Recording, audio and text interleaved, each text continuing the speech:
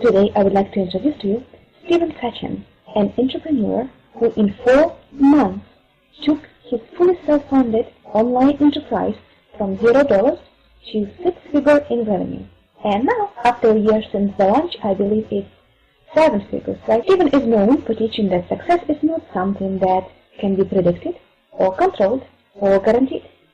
And the success of his product, Invisible Shoes, is a perfect example. Yeah, just to highlight it, I've done a number of things online. I invented what became the industry standard screenwriting software for film and television writers, and I've been in the middle of redeveloping that. I developed a rather radical, a rather radical meditation course that produces really dramatic results for people really quickly. I've been doing some things with that we're just ramping up.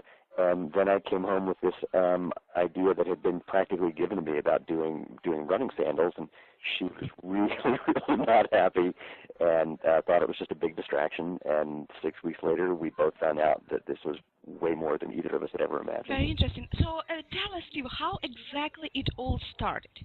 What I find very interesting about your product, that and it's for those who really want to start something new and looking for new opportunity. So what I find interesting is that product itself, the idea is wonderful, and the cost is very low for production. Is that right? Yes. Yeah.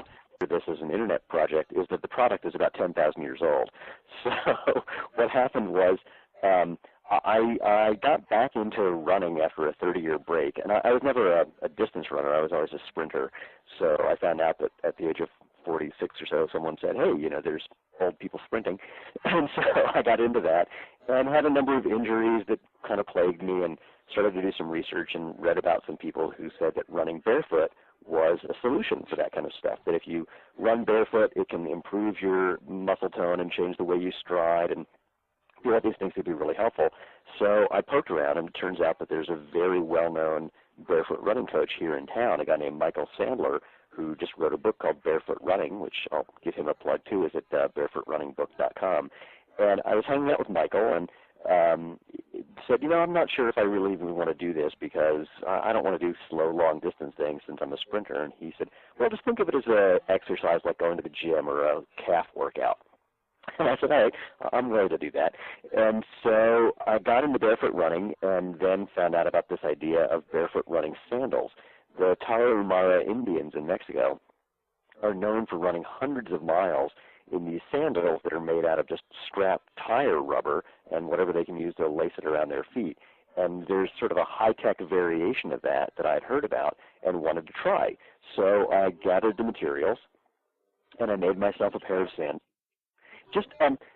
Well, what I'm using is a rubber material from a company called Vibram, or if you're Italian, which is where the company is really from, it's Vibram.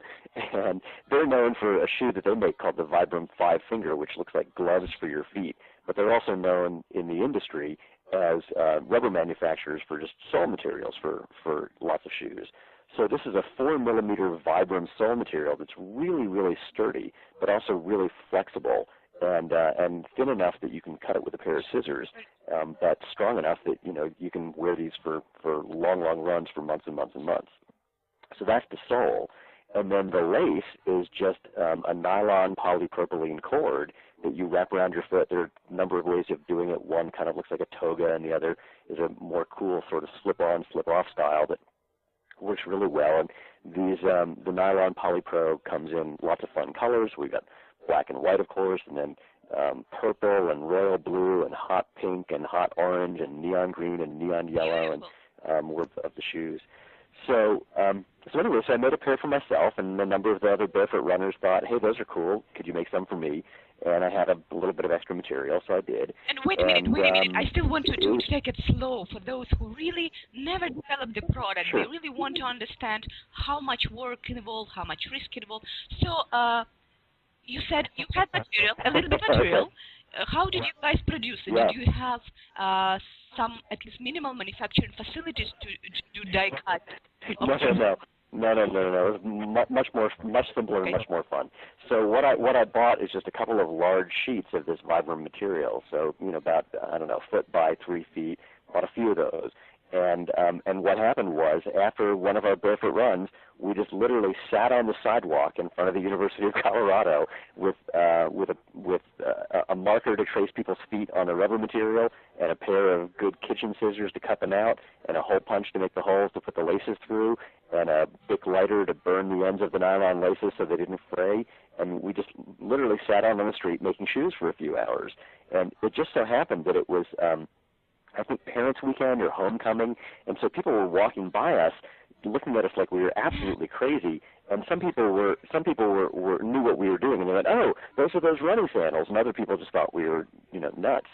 So there was no factory, there was no nothing. It was literally just a bag full of stuff with a pair of scissors and a leather punch that I got at the local craft store for $10, and I mean things that came out of my kitchen. That's how it all Very began. interesting. Yeah. So and that was basically, I never expected it to get any larger than that, because after I had used all the material, I thought we were done. I had made sandals for myself, for my wife. My wife isn't a runner; she just loves wearing them. Because the thing with these sandals, you don't have to be a runner. You can be a walker or a hiker, or just someone who likes to be barefoot. You can be man, woman, child, adult. Doesn't make a difference. She just likes to walk in them, because when you're walking barefoot, it changes the way you use the ground. It changes the way your foot hits the ground into a much more natural stride that realigns all of your body. It makes you use your muscles differently, and it feels really fun to really have that intimate connection with the ground. When you step on things, you can feel them, but they don't hurt you the same way because you're not actually barefoot. You've got this nice layer of rubber that's actually made a pair for the coach of the running club. He said, you should do this for real. And I said, no, we're busy doing other things, and that's a fine idea, but it's not going to happen. And he says, well, I'm writing this book on barefoot running, and I'll put you in the book. So the one skill that I had is I've built a lot of websites, and I've done a lot of internet marketing in the past. So I figured, all right, why not? Let me just put up a website just for the hell of it and see what happens.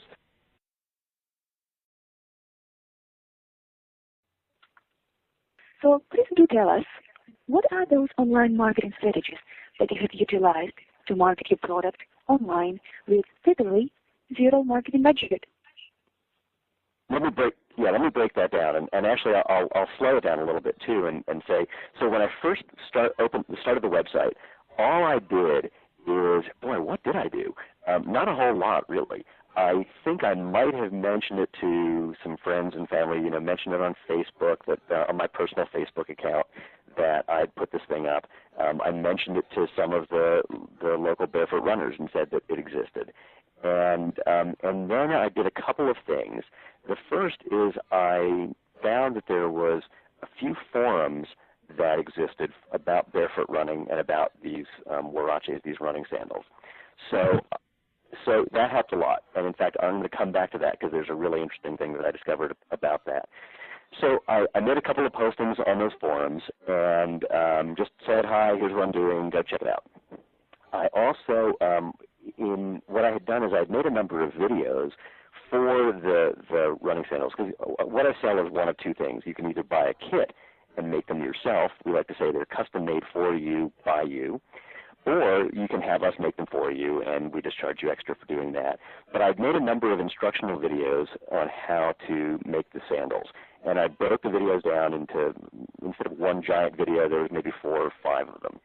So I made a YouTube channel that's youtube.com/invisibleshoes, and I posted everything on YouTube. Yes, but wait a minute. For YouTube, you need to drive traffic even for